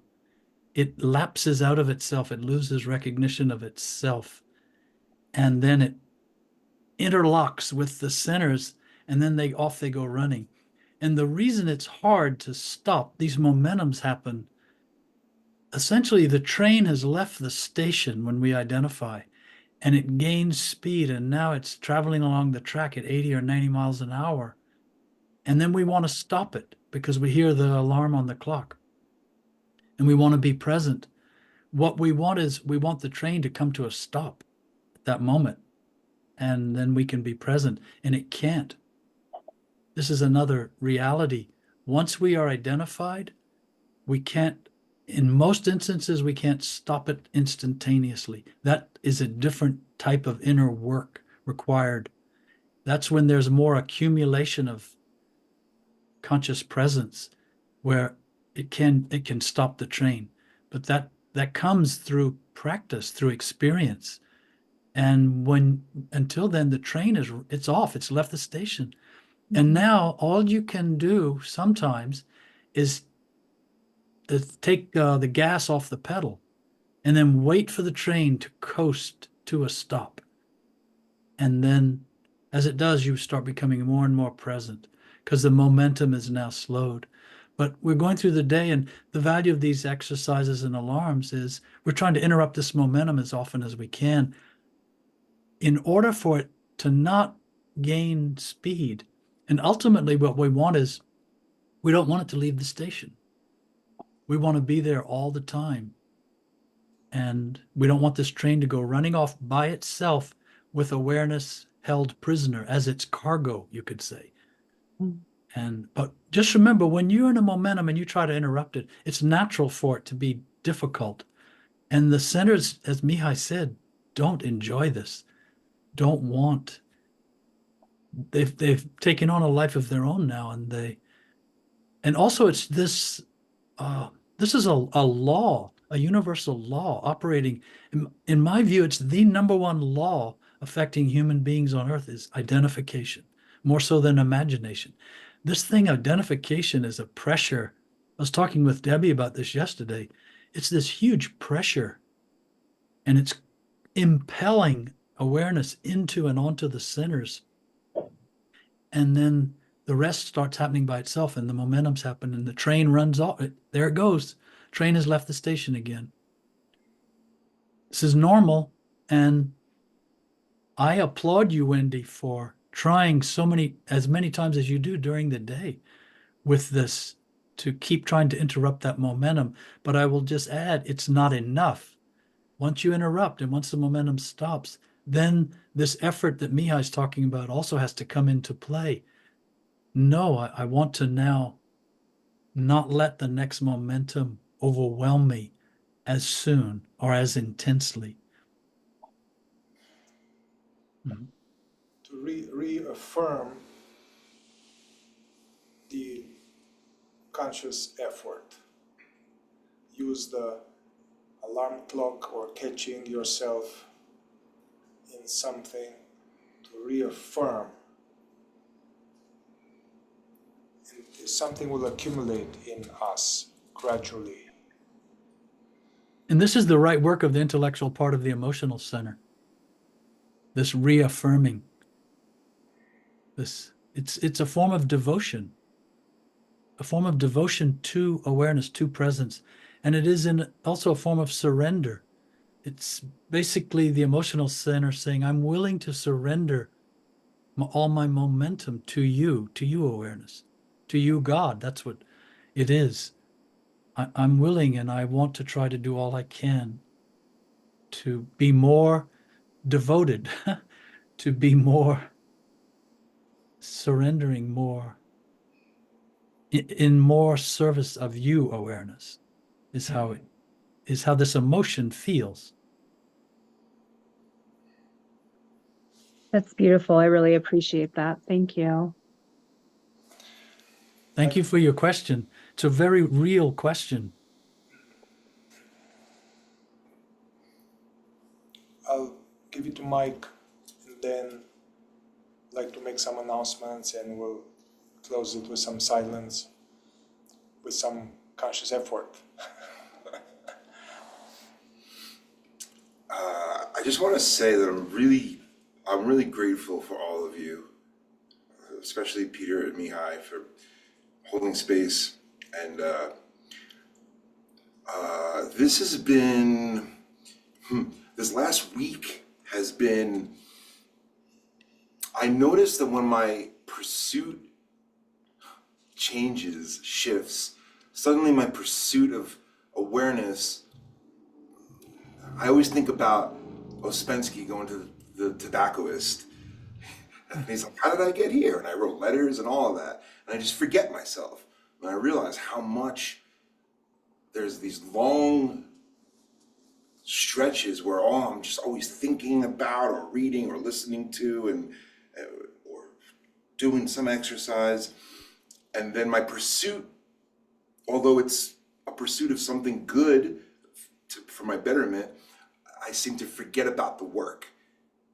And today I've been so in imagination. There's a so, Mike. Well, I think that was it was an emphasis. Yeah. I have been in so much. Yeah, I've been in so much imagination that I wanted to share this just as a way to engage and to sort of come into the room, and also to comment on Jamie's question about restlessness. Like it's restless. It's like, it is super restless. So I just want to share this thing that happened to me yesterday. I've been There was another so, Mike, and it wasn't a emphasis. I'm not trying to pick on you, but okay. I understand. yes. Have it. And you can err on the safe side with these exercises, by the way, and just avoid the word altogether. But it's fine to try to discriminate too. I've been actively really confronting my food stuff, my relationship with food, actively in the last week or so. In the last week plus, I have been putting more effort toward that than I have in quite some time. And yesterday I had this experience, and because of that, I've become a little bit more disciplined. Things are planned out, and I'm more excited to eat than ever when it's time to eat. So I had a meeting. I had a friend come over. We were having a creative meeting, and then after she left, I was going to then eat. She came an hour late, and she came with also all of this. It's Mother's Day. Nobody remembered. No, my kids didn't do it. It was just a lot of. And I feel for her. I'm not complaining, but it was a lot. It was a lot, and then we worked we did our thing together, but the whole time I just kept thinking, I was like, you gotta get out of here, I gotta eat, it's time to eat, I'm thinking about the chicken I got to eat, and plus, you know, the just her, and it was just, I felt so bad for her, it was really heavy. And I found myself sort of rushing her out the door, which I feel bad for a multitude of reasons. She wanted a shoulder to cry on, and we also had some work that I was rushing through, although we got it done. And I shuffled her out the door. I was like, you gotta get out, okay, see you later, bye. And I ran down to my RV and I turned on I grabbed my frying pan and I had my phone in my hand and I was ready to push play on a podcast and I just stopped. And I looked at the frying pan and I looked at, like, my thumb was on the triangle to press play and I was like, What was it like, Mike? 3/4 of one. I stopped and I saw the frenzy that I was in. And I saw, like, both of my hands were occupied. And I was ready for the food, disassociate, but also I'm hungry. And I'm ready and I wasn't listening to, it was just very entertainment based podcast. It was just very, I was ready to turn everything off and I stopped and I felt like there was a snake just wrapped from my waist up my torso and it was just slithering and it felt disgusting and I felt my friend's despair that her 4 sons didn't do anything for her for Mother's Day and they lived with her. I don't understand that. And then I thought about how I shuffled her out the door and I felt terrible. And then I thought about how I'm ready to shove this food and this podcast into my orifices in order to to dull this grossness. And I just sat with the grossness and it was really uncomfortable.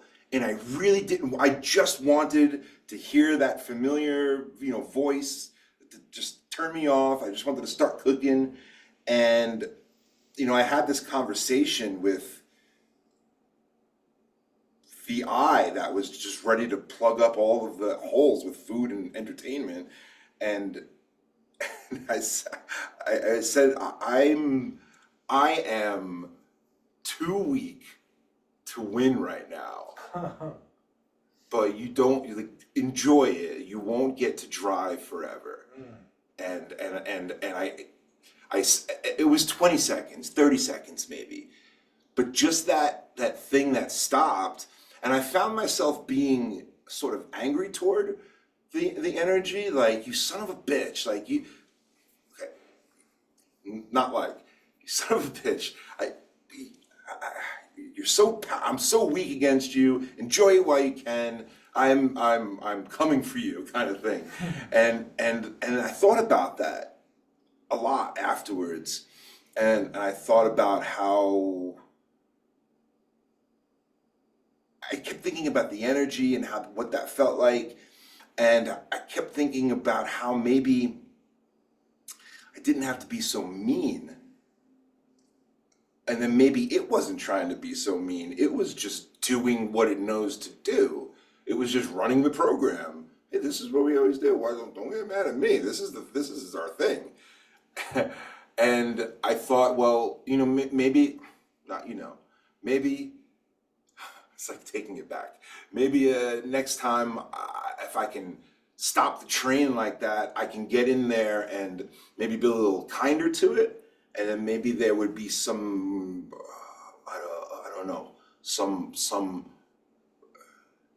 maybe there would be it would speed things up a little bit for getting the eye, the real eye in the driver's seat. And that's it. I wanted to just share that because, like I said, I haven't been in the room this whole time. I've been thinking about eating. I've been thinking about the temperature. I've been thinking about 1,000 things. And I feel bad because I come in and then I'm like, I didn't hear the story about the eagle. I barely heard your story. I just keep tuning out. So that's it. I ended it with a so. How about that? Hey, it was powerful.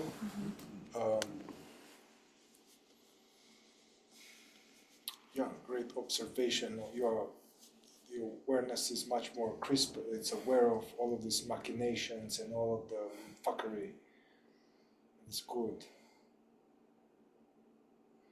And then that dialogue, first of all, it reminds me from the movie Revolver.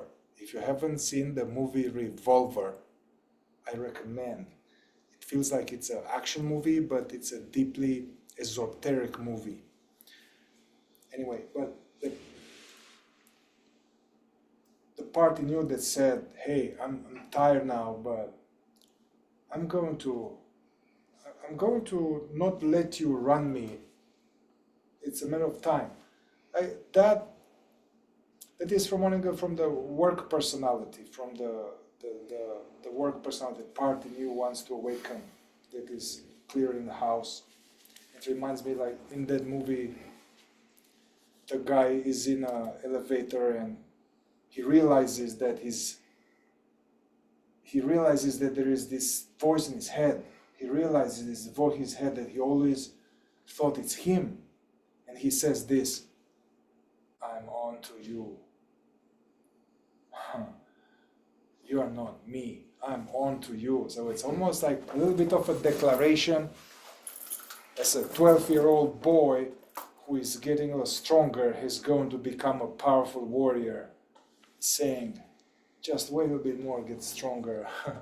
Anyway, that touched me, and that's true if you keep persisting. And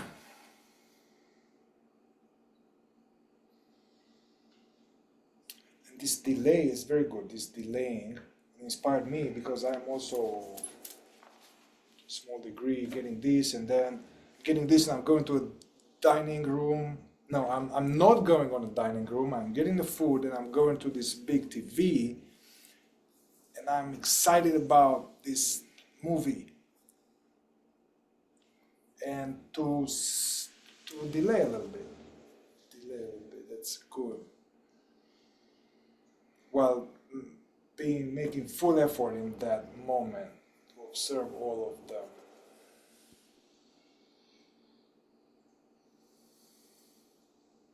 And one other thing I want to say to everybody, but especially Wendy, the second brother. Whether you are in an actual formal practice, you're sitting, or whether you are going about the trail and you catch yourself a thought, there's a thought, then that thought dissipates. Be interested in this space that remains, this aware space before the next thought arises. Or as you are doing the first brother, being aware of this or that, instead of focusing on the thing, open your attention and in a relaxed fashion, notice that, because all of these thoughts and feelings and trying, it appears in this mysterious, they call it background, aware background space. Noticing that exists, and that is easier to notice when a thought just falls off.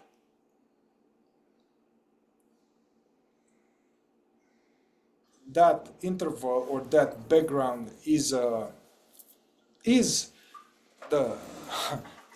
true nature. It's more of a handle on the second brother. And that interval, that background, is where we are and is aware without the next thought coming yet.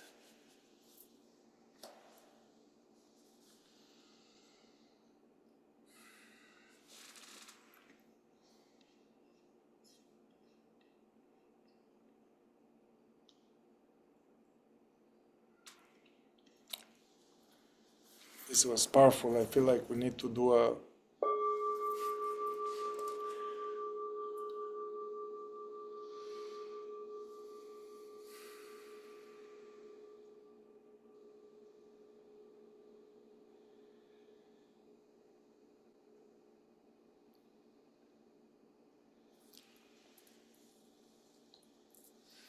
as announcement.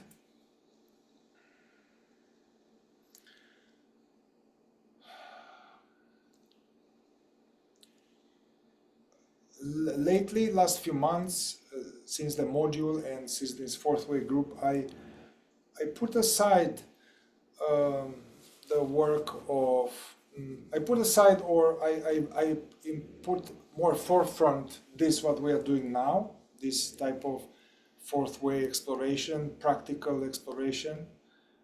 I intentionally put aside some aspects of what I believe is useful, that what was useful for me, this aspect of processing or meditating.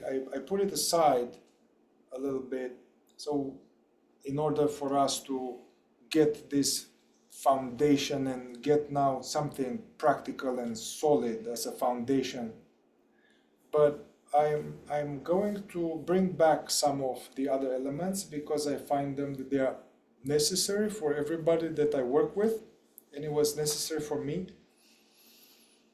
We will continue with what we have been doing with Peter and myself. However, I want to let you know that I'm inviting you, and I'm want to catch up a little bit with group work where it is not, it is something else rather than what we are doing now. Bringing together some our sense of our pattern or whatever the source of suffering, and processing together or exploring, or with less theory or less intellectual conceptualization. We're getting in there to loosen up a little bit more. That is why I'm doing this 7-week module, which as I said in the message, I open to new people, but I open it to you as well. Will be less theory, not talking about fourth way, but it still applies, and getting in there to tackle some area where we are most asleep. And also in our, Peter will still come and join me. We are going to still do this together. Maybe it will be 2 or 3 times a month, might not be every Monday. Sometimes I will be doing things alone and bringing some of the other elements. However, Peter and myself will continue to collaborate and to where we overlap this area of fourth way non-dual practice. It's going to take the place of this? No, we are going to, all right, let's keep it more clear. We are going to continue with the Monday group as we are. Peter is going to join us 2 or 3 times a month, not every Monday. Sometimes I'm actually going to go to a retreat and he's going to the meeting alone. So the Monday group continues. Yeah. Sometimes in the Monday group, I will do slightly something else, a little bit of processing as well. Definitely on the Saturday, when we have Saturday, which is actually this Saturday, we are going to have once a month Saturday meeting. Peter is not going to come, and I'm going to do something else, right? We are just telling you it's a little adjustment. Also on the 19th, on Sunday, there will be a 1 full day, I mean not full day, but from 10 to 6 on Sunday, this meditation immersion. I highly recommend to all of you to come. We are not going to talk a lot about these things, although there will be some Q&A, but there will be more, I'm going to guide some type of different awareness practices that are helpful, and there will be a lot of silence, and yeah. Here? Here, yeah, here. Also, Peter, as I'm doing these things, and me and Peter and myself, we are overlapping in this thing that we've been doing very well. And we are going to keep doing that in this Monday group, but not every Monday. We are going to continue with the dialogues, and we are going to continue with the podcast and all of that. And also, just like I have some areas of my work which are not overlapping with Peter, but I find them very useful. The trauma processing, repression work, the childhood stuff. And also I want to say that Peter, I really encourage you to stay tuned with his YouTube channel. I noticed that his videos are very good and very useful. And also, we are both of us going to overlap and yet fully go deep into what we need to do. And just I'm doing in processing and trauma and all of that and meditation. Peter also is available for one-on-one work or for other things that he will develop.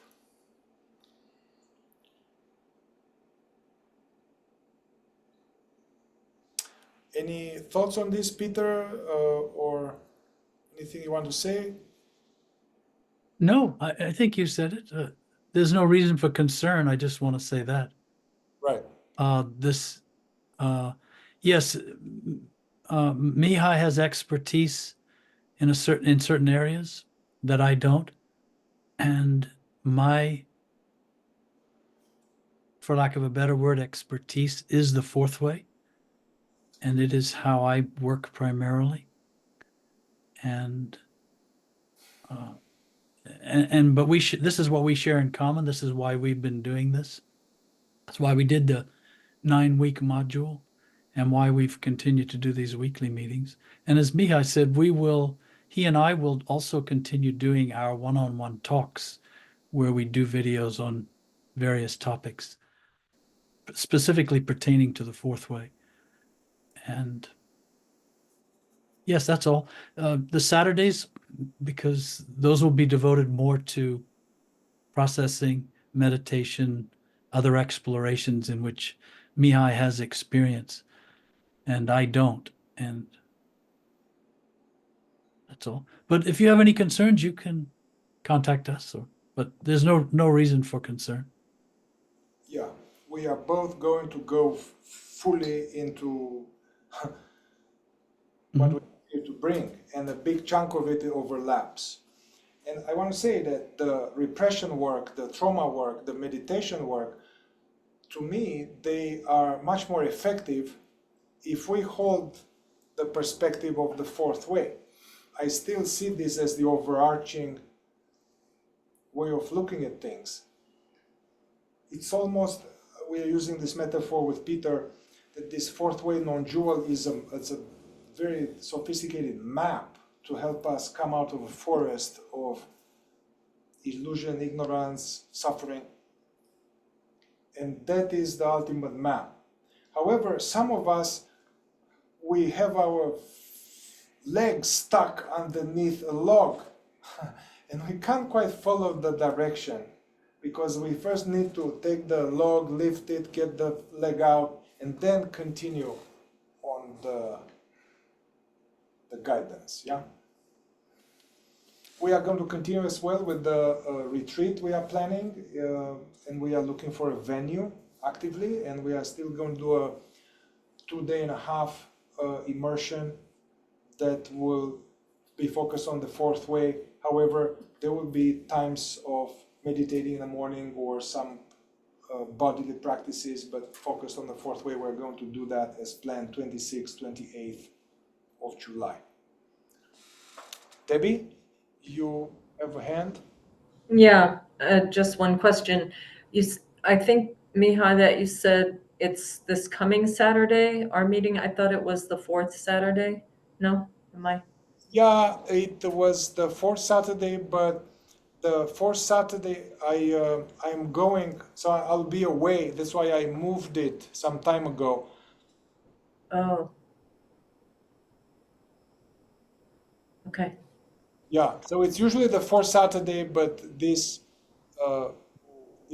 month it's the third Saturday, and I moved it some weeks ago, but I didn't let you all know.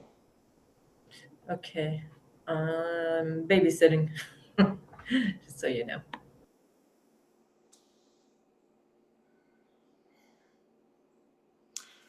All right, and Randy, feel free if you are still here. She left. She left. Talk to Randy and whatever. Okay. let's take 3 minutes to Alpha and Omega. End with what we have started.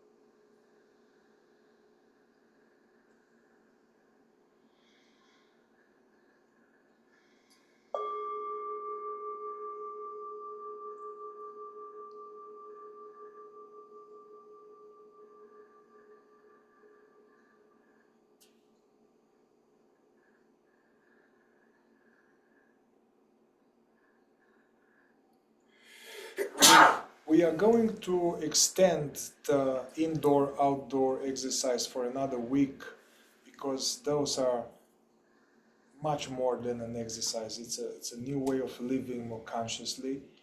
I invite you to watch it again, the indoor-outdoor exercises for the week.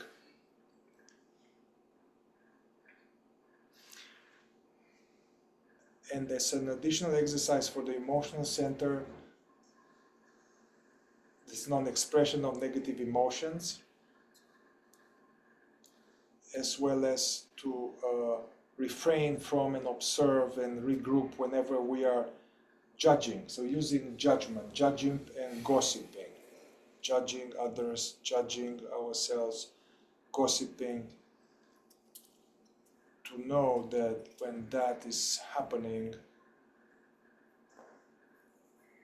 it's the false personality running the show in sleep. Our consciousness is identified as the false personality, and the faster we recognize that and we pull out of it without judging ourselves, that's the exercise, to observe that and refrain from that. And when we catch ourselves in that gossiping, judgment, also be curious. This is what kind of judging. Well, I'm judging their looks, judging their character, judging their intellect, judging what, their car, judging. Observe. So refraining, but also observing more the nature of our judgments, using them as an alarm clock, using our sleep to wake us up.